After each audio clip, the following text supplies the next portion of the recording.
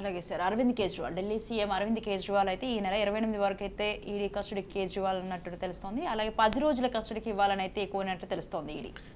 10 రోజుల కస్టడీకి ఇచ్చారు. ఆయనని 28వ తారీఖు వరకు కస్టడీకి ఇచ్చారు. 28వ తారీఖు మధ్యాహ్నం 2 గంటల్లోగా ఆయన్ని కోర్టులో ప్రొడ్యూస్ చేయమన్నారు. దానికి ఉన్నటువంటి ప్రధానమైనటువంటి అంశం కూడా ఏంటంటే మనీ ఫ్లోకి సంబంధించి, పాలసీ డెసిషన్కి సంబంధించి. అంటే ఒకటేమో మనీ ఎక్కడెక్కడ అంటే గోవాలో ఆమ్ ఆద్మీ పార్టీ అభ్యర్థులకి కొంత నగదు కవిత నుంచి వెళ్ళింది అనేటటువంటిది ప్రధాన ఆరోపణ. దాంతోపాటు పంజాబ్కి సంబంధించినటువంటి అభ్యర్థులకి కొంత వెళ్ళింది అనేటువంటి ఆలోచన.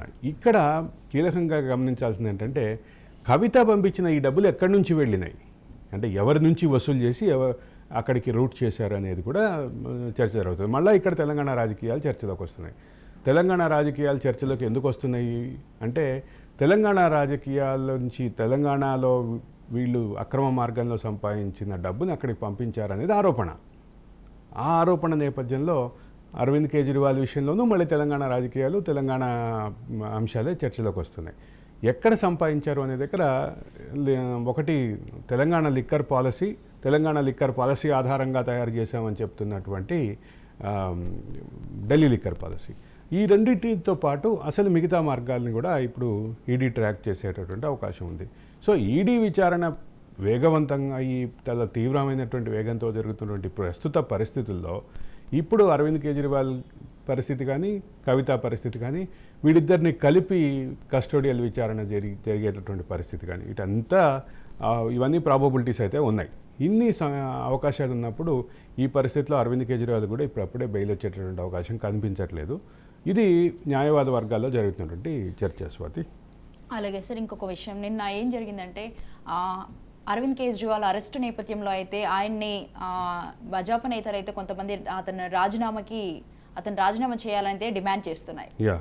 సో అతనైతే అంటే నేను గత 2-3 రోజుల నుంచి మనం మాట్లాడుకుంటున్న సబ్జెక్టే. అరవింద్ కేజ్రీవాల్ రాజీనామా మ్యాండేటరీయా, కంపల్సరీయా అంటే అదొకసారి అంటే న్యాయవాద కోవిద వర్గాల్లో, రాజ్యాంగ నిపుణుల్లో జరుగుతున్న చర్చ ఏంటంటే పబ్లిక్ ఆఫీస్ నిర్వహిస్తున్న వాళ్ళు జైలుకు వెళ్ళినప్పుడు ఏం చేయాలి అనేటటువంటి విషయంలో కొంత రాజ్యాంగ పరిషత్ చర్చల్లో కొంత గందరగోళం ఉన్నటువంటి విషయం వాస్తవమే. ఇది ఎందుకు ఈ పరిస్థితి అంటే గతంలో ముఖ్యమంత్రులుగా ఎవరు జైలుకి వెళ్ళలేదు. ముఖ్యమంత్రులుగా జైలుకి వెళ్ళిన మొదటి వ్యక్తి అరవింద్ కేజ్రీవాల్. జయలలిత మీద ఆరోపణలు వచ్చినప్పుడు జయలలిత పన్నీర్సెల్వంకి బాధ్యతలు ఇచ్చి వెళ్ళారు. తర్వాత హేమంత్ సోరెన్ రాజీనామా చేసి జైలుకి వెళ్ళారు. ఆ తర్వాత హేమంత్ సోరెన్ పార్టీ చంపై సోరెన్ అనేటటువంటి వ్యక్తిని ముఖ్యమంత్రిగా ఎన్నుకుంది. తర్వాత ప్రధాన ఆరోపణలు ఎదుర్కొంటున్నటువంటి, గతంలో ముఖ్యమంత్రులుగా ఉన్నటువంటి సందర్భంలో ఆరోపణలు ఎదుర్కొన్నటువంటి ఎవరు కూడా మన ఓంప్రకాష్ చౌతాలా జైలుకి వెళ్ళినా కానీ ఆయన కూడా ప్రధానమైనటువంటి ఆరోపణలు ఎదుర్కొన్నటువంటి పరిస్థితి ఉంది. కానీ ఆయన వీళ్ళందరూ రాజీనామా చేసి వెళ్ళారు. కానీ there is no such clarity in the constitutional debates and constitution the spirits. This is exactly the narration of constitutional experts. కాబట్టి ఈ విషయంలో జైలు నుంచే పాలన చేయొచ్చు అనేటటువంటిది. అయితే ఇక్కడ ఒక చిన్న విషయం గమనించాలి. ప్రధానమైనటువంటి శాఖల ఆధిపత్యం మొత్తం కేంద్రం చేతిలో ఉంటుంది ఢిల్లీలో. ఢిల్లీ అనేది రాష్ట్ర ప్రతిపత్తి ఉన్నటువంటి కేంద్రపాలిత ప్రాంతంగా చెప్తారు. ఎందుకు అంటే దాన్ని కేంద్రపాలిత ప్రాంతంగానే గుర్తిస్తూ లెఫ్టినెంట్ గవర్నర్ ఉంటారు. ఆ లెఫ్టినెంట్ గవర్నర్కి సంబంధించినటువంటి వ్యవహార శైలి కూడా కొంత లెఫ్టినెంట్ గవర్నర్కి, ముఖ్యమంత్రికి కాస్త ఘర్షణ వాతావరణం ఉన్నటువంటి ప్రస్తుత పరిస్థితిలో ఏం చేస్తారు? అదే సందర్భంలో కేంద్ర ప్రభుత్వం ఏం చేస్తుంది? ఆర్టికల్ 356ని వాడి ఈ ప్రభుత్వాన్ని రద్దు చేసి కేంద్ర పాలన పెడుతుందా? లేదా లెఫ్టినెంట్ గవర్నర్కి ప్రత్యేక అధికారాలు ఉన్నాయి కాబట్టి లెఫ్టినెంట్ గవర్నర్ కొన్ని శాఖలకి సంబంధించినటువంటి అంశాలన్నీ డైరెక్ట్గా తనకి రిపోర్ట్ చేయమంటారు? గతంలో ఇది కూడా జరిగింది. ముఖ్యమంత్రికి కాదు, నాకు రిపోర్ట్ చేయండి అంటూ గతంలో లెఫ్టినెంట్ గవర్నర్గా ఉన్నటువంటి ఒక వ్యక్తి ఢిల్లీ పాలన విషయంలోనే జోక్యం చేసుకుంటే, లేదు ఢిల్లీకి ఉన్నటువంటి స్వయం ప్రతిపత్తి, స్వయం అధికారాలు వీటన్నిటి నేపథ్యంలో మాకు ఢిల్లీకి ఉండేటటువంటి స్వయం ప్రతిపత్తిని కేంద్ర ప్రభుత్వం నష్టం చేస్తుంది, విఘాతం గరుస్తుంది, తూట్లు పొడుస్తుంది అంటూ అరవింద్ కేజ్రీవాల్ సుప్రీంకోర్టుకు కూడా వెళ్ళారు. నాకు బాగా గుర్తుంది. సుప్రీంకోర్టు కూడా ఆ విషయంలో మీకున్నటువంటి రాష్ట్ర ప్రతిపత్తి, అంటే ఇది డొమినియన్ స్టేటస్ లాంటిది అనమాట. అటు రాష్ట్రం కొన్ని ప్రత్యేక అధికారాలు ఉంటాయి రాష్ట్ర ప్రతిపత్తిగా ఉండేటటువంటి పరిస్థితిలో, అదే సందర్భంలో కేంద్రపాలిత ప్రాంతంగానే ఉంటుంది.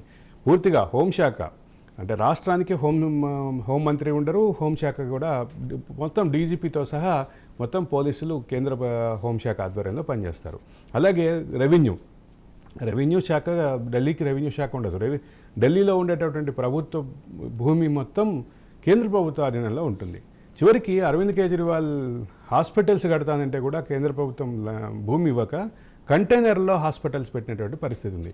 కంటైనర్ హాస్పిటల్స్ అని దాన్ని ఒక మొహల్లా క్లినిక్స్ అని చెప్పి దాన్ని ఒకటి యూనిక్గా తయారు చేసినటువంటి కాన్సెప్ట్ అది. ఇక్కడ ఇటువంటి వినూత్నమైనటువంటి చర్యలు చేపట్టాడు అరవింద్ కేజ్రీవాల్. ఎందుకు అంటే అరవింద్ కేజ్రీవాల్కి కేంద్రం సహకరించలేదు, అరవింద్ కేజ్రీవాల్ కేంద్రం దృష్టిలో కంట్లో నలుసుగా ఉన్నటువంటి పరిస్థితి ఉంది. ఆ నేపథ్యంలో అక్కడ ఆ రకమైనటువంటి రాజకీయపరమైన అనిశ్చితి ఉంది. దీనికి ఏ రకమైనటువంటి కంక్లూజన్ వస్తుంది, రాజ్యాంగం ఏం చెప్పింది అనే విషయంలో రాజ్యాంగ నిపుణుల్లోనే కొంత వివాదం ఉంది. కాబట్టి ఏమవుతుందో చూడాల్సినటువంటి పరిస్థితి ఉంది. అలాగే సార్, ఇప్పుడు ఎవరైతే రాజీనామా చేయాలని భాజపా డిమాండ్ చేస్తున్న నేపథ్యంలో అయితే అరవింద్ కేజ్రీవాల్ అయితే నేనైతే రాజీనామా చేయను, అవసరమైతే అయితే జైలు నుంచి అయినా నేను గవర్నమెంట్ రన్ చేస్తానని అయితే ఆయన కొన్ని జరిగింది. నేను చెప్పిన మాట అదే, ఆయన జైలు నుంచి పాలన చేయడానికి అవకాశాలు లేవు అని చెప్పి మనం చెప్పలేం. జైల్లోనే ఒక కార్యాలయం అంటే ఒక రూమ్ పెట్టుకొని అక్కడి నుంచి ముఖ్యమైనటువంటి నిర్ణయాలు తీసుకునే అవకాశం ఉంది. అయితే ఇది ఒక సందిగ్ధ స్థితి. దీని విషయంలో రాజ్యాంగం క్లారిటీ లేదనేది రాజ్యాంగ నిపుణులు చెప్తున్నటువంటి ప్రస్తుత పరిస్థితిలో ఇప్పుడు అరవింద్ కేజ్రీవాల్ ఏ రకమైన నిర్ణయం తీసుకుంటారు, అరవింద్ కేజ్రీవాల్ నిర్ణయాన్ని కేంద్రం ఎట్లా రిసీవ్ చేసుకుంటుంది? ఇక్కడ ఇప్పుడు ఆంధ్రప్రదేశ్ లాగానో తెలంగాణ లాగానో పూర్తి స్థాయి రాష్ట్రం కాదు ఢిల్లీది ఒక కేంద్రపాలిత ప్రాంతానికి రాష్ట్రానికి ఉన్నటువంటి మధ్యలో స్థితి, ఒక డొమినియన్ స్టేటస్ అది. ఆ డొమినియన్ స్టేటస్ నుంచి ఆ విషయంలో ఏ రకమైనటువంటి నిర్ణయం కేంద్రం తీసుకుంటుంది, కేంద్రం ఏ రకంగా రియాక్ట్ అవుతుంది అనేది కీలకం. ఇప్పుడు అసలు పూర్తిగా ఎలక్షన్ల షెడ్యూల్ వచ్చేసింది, ఎలక్షన్ ప్రాసెస్ స్టార్ట్ అయింది. కాబట్టి ఇప్పుడు ఏం జరగబోతుంది అనేది కూడా ఖచ్చితంగా ఆసక్తిదాయకమైనటువంటి పరిస్థితి. ఏం జరుగుతుంది అనేది మన ఊహకు అందట్లేదు, రాజ్యాంగ నిపుణుల ఊహకు కూడా అన్నట్లేదు అనేది రాజ్యాంగ నిపుణులకే ఒక క్లారిటీ లేనటువంటి ఒక సందిగ్ధ స్థితి ఇది. దీనికి ఏ రకమైనటువంటి సొల్యూషన్ వస్తుంది, అదే సందర్భంలో సుప్రీంకోర్టు ఏ రకమైనటువంటి నిర్ణయం తీసుకుంటుంది, కేంద్ర ప్రభుత్వం ఏ రకమైన నిర్ణయం తీసుకుంటుంది. ఒకవేళ ఈ 3 నెలల పాటు ఈ 4 నెలల పాటు ఇదే పరిస్థితి కొనసాగితే జూన్ 6-7 తారీఖులోనో 7-8 తారీఖులోనో ఏర్పాటయ్యే నూతన ప్రభుత్వం ఏ రకమైనటువంటి డెసిషన్ తీసుకుంటుంది అనేది కూడా కీలకమైనటువంటి అంశమే. ఇప్పుడు ప్రస్తుతం పూర్తిగా ఎన్నికల షెడ్యూల్ వచ్చేసింది కాబట్టి పాలనా పగ్గాలు కేంద్ర ఎన్నికల సంఘం చేతిలో ఉంటాయి. ప్రధానమైన నిర్ణయాలన్నీ కేంద్ర ఎన్నికల సంఘం తీసుకుంటుంది. బదిలీలు కేంద్ర ఎన్నికల సంఘం పరిధిలో ఉంటాయి. ఏదన్నా విధానపరమైనటువంటి నిర్ణయం లేదా ఒక సంక్షేమ కార్యక్రమానికి సంబంధించిన నిర్ణయం తీసుకోవాలన్నా కేంద్ర ఎన్నికల సంఘానికి ఆ రాష్ట్ర ఎన్నికల ప్రధానాధికారి, chief electoral officer of the state ఎవరైతే ఉంటారో వాళ్ళకి రిపోర్ట్ చేయాల్సినటువంటి పరిస్థితి ఉంటుంది. కాబట్టి ఇప్పుడున్నటువంటి మొదటి విషయం ఇది రాష్ట్రము కాదు, కేంద్రపాలితము కాదు, ఇది డొమినియన్ స్టేటస్. రెండోది ఇది కేంద్రం ఒక నిర్ణయం తీసుకోవాలి. కేంద్రమే ఇప్పుడు కేంద్ర పాలనే సెంట్రల్ ఎలక్షన్ కమిషన్ చేతిలో ఉంటుంది. అదే సందర్భంలో ఆ రాష్ట్రంలో కూడా ఎన్నికలకు సంబంధించిన షెడ్యూల్ ఉంది, అంటే పార్లమెంట్ ఎన్నికలకు సంబంధించిన షెడ్యూల్ ఉంది. కాబట్టి అది కూడా ఒక కీలకమైన అంశం. కాబట్టి ఇన్ని చర్చల మధ్య ఇంత వివాదాల మధ్య ఏం జరుగుతుందనేది ఆసక్తి ఖచ్చితంగా అందరిలోనూ ఉంది. ఏం జరగబోతోంది, దానికి ప్రత్యర్థులు ఎట్లా రియాక్ట్ అవుతారు, అరవింద్ కేజ్రీవాల్ ఏ స్టెప్ తీసుకుంటారు, దానికి బీజేపీ ఎట్లా రియాక్ట్ అవుతుంది. అదే సందర్భంలో అరవింద్ కేజ్రీవాల్ తీసుకోబోయే స్టెప్పు కాంగ్రెస్ అండ్ ఇండియా పార్టీలు ఏ రకంగా స్పందించబోతాయి, ఇవన్నీ ఖచ్చితంగా ఆసక్తిదాయకంగా భారతదేశ ప్రజలు ఎదురు చూస్తున్నటువంటి విషయాలే స్వాతి.